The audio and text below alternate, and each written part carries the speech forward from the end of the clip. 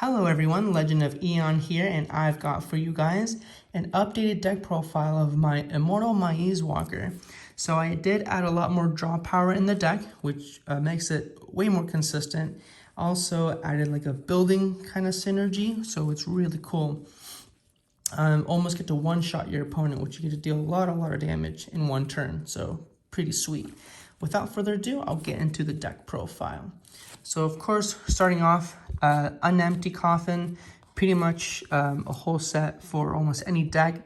It just allows the player just to play any creature almost for free, so really strong. And then you have your 2 actions left to kind of do whatever you want with it, so really amazing card.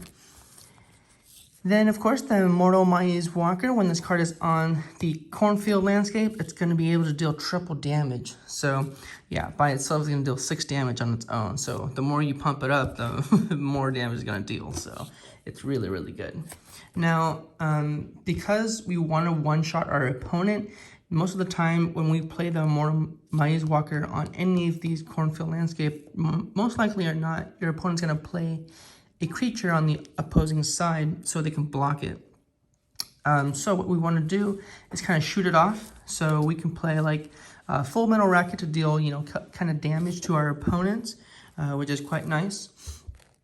And then we play Sword Bouquet. Like I mentioned earlier, we're going to be drawing a lot of cards. So this card is actually quite nice to deal 1 damage to target creature for every card you've drawn this turn. This includes the beginning of your turn when you draw your card, so you still count that as well, which is quite nice. And of course, we have Grape Butt. You can only play when you've played a non-cornfield landscape, so pretty easy in this deck. So you get to deal 5 damage to target creature. Again, we want to shoot off our opponent's creature and make sure they don't live. So we can one-shot our opponent. Some pump spells is Spazzy Cola. I was playing 3 of it, but then just cut down to 2, which is fine. It does pump our opponent's creatures, but if they don't have anything on that side in the Immortal Maize Walker's lane, then of course that's not really going to matter. And then Brief Power, Suit Up.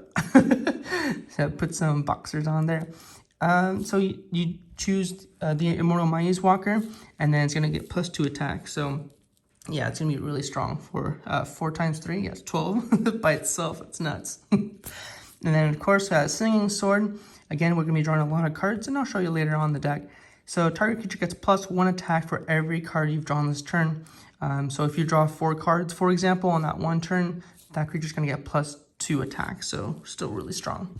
And then we play 1 Void Thimble.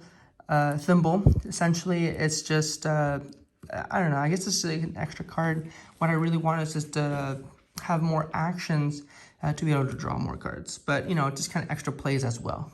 Really good. I did find this card. It is an actual blast. It allows us to kind of dig through our deck. You reveal the top 3 cards, and then you draw 1, discard the rest. I don't like discarding the other cards, but, you gotta do what you gotta do sometimes. And then the Blue Murloc, it's kind of mediocre. It does kind of allows kind of like a creature on board, a little block, if you think of it that way. But it allows us to filter as well. And then, of course, because we're playing like a building kind of deck, which is really good actually, the Popcorn Butterfly allows us to draw a lot of cards. So say, for example, you've got a building in each one of your lanes, you're going to be able to draw 4 cards. That's 5 total. On the beginning of your turn, you draw a card. So it's really strong. So definitely want to keep him out.